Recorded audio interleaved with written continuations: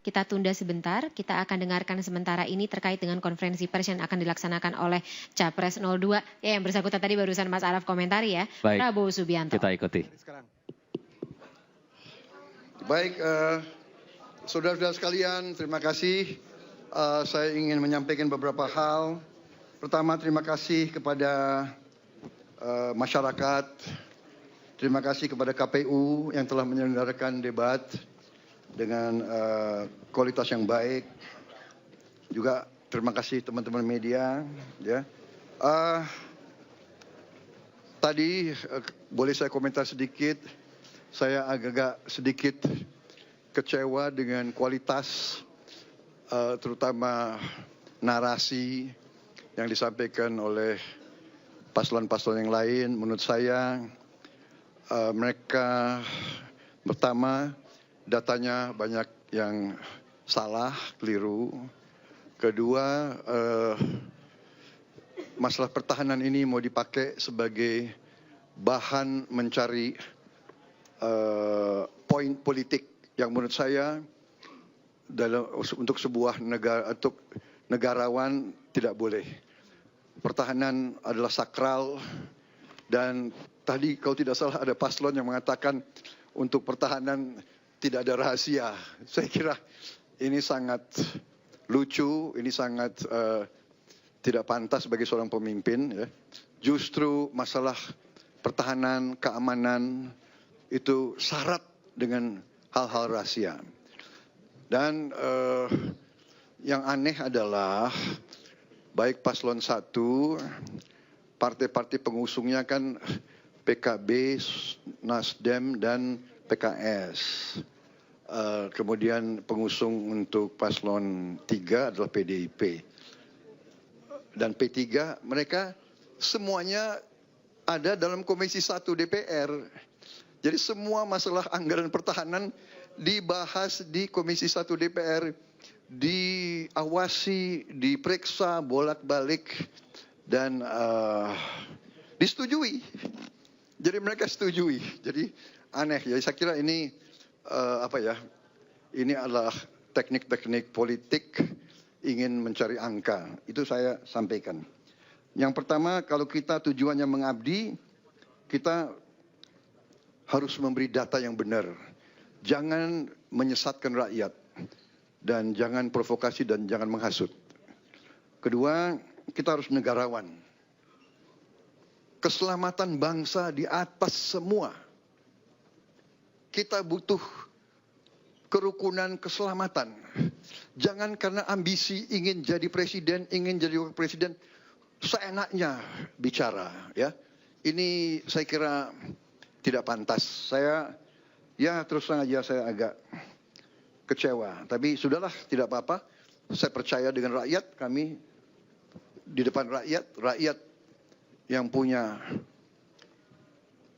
akal, rakyat punya hati, rakyat yang akan menilai. Ya, saya kira demikian. Mengenai Palestina kita tegas, kita mendukung. Presiden sudah memberi petunjuk kepada saya. Setiap saat PBB minta, kita siap mengirim pasukan perdamaian. Kita siap mengirim kapal rumah sakit. Dan kita terus sampai sekarang pun melakukan kontak sama Mesir, kontak sama negara-negara yang berkepentingan di daerah situ. Saya kira prestasi Kementerian Pertahanan sangat jelas. Di bawah kepemimpinan saya, industri pertahanan kita dalam negeri mendapat kontrak paling besar selama sejarah Republik Indonesia. Ya, mendekati 11 miliar dolar.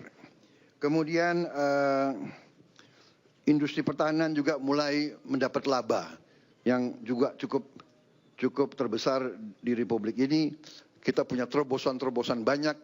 Kita membangun kita bangun 24 rumah sakit, 25 rumah sakit di seluruh Indonesia dalam kurun waktu masa kepemimpinan saya.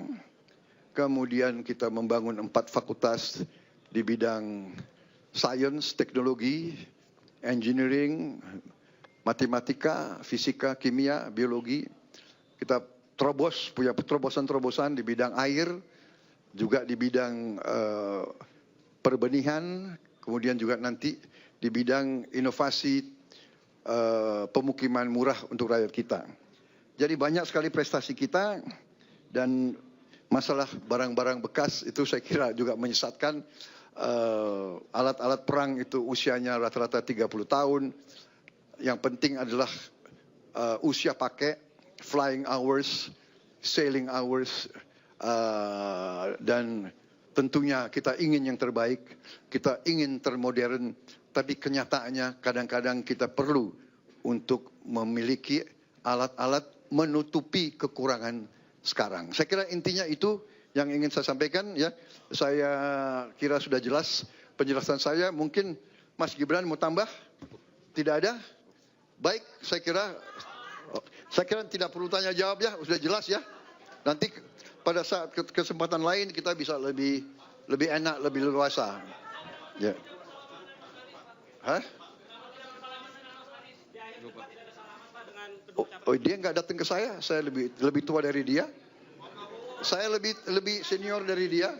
Ya, oke, terima kasih. Soal konflik di Gaza, Bang, Pak, sedikit Pak. Baik, terima kasih Pak Prabowo, Mas Gibran. Jangan pergi. Baik, dengan demikian berakhir sesi presscon kita Q&A. Terima kasih rekan-rekan media. Wassalamualaikum warahmatullahi wabarakatuh. Baik, baru saja tadi kita menyaksikan statement dari Prabowo Subianto terkait dengan jalannya debat tadi, ya, disampaikan memang Prabowo Subianto kecewa dengan paslon-paslon lain begitu, ya, yang katanya menyebut secara pasti paslon siapa yang dimaksud, tapi betul, terkait dengan momen yang terjadi yang membekas di hati Prabowo Subianto adalah terkait pembahasan mengenai indeks ekonomi.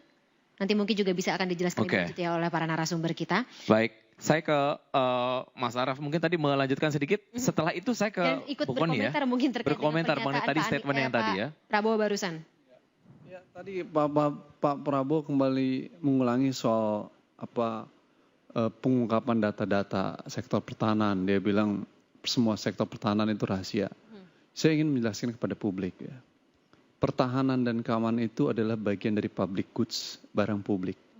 Sehingga publik harus mengetahui perencanaan anggaran sektor pertahanan. Ya. Memang ada wilayah-wilayah yang sifatnya rahasia, tapi ada wilayah yang harus dibuka kepada publik. Yang rahasia itu bersifat taktik dan operasi, misalkan strategi perang. Seperti itu rahasia.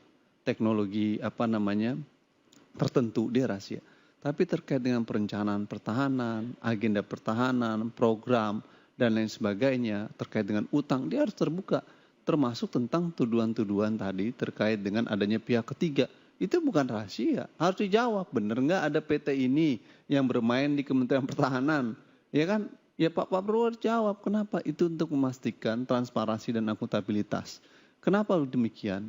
Duit untuk belanja alutsista itu duit rakyat, Mbak. Duit kita pajak. Melalui pajak, APBN.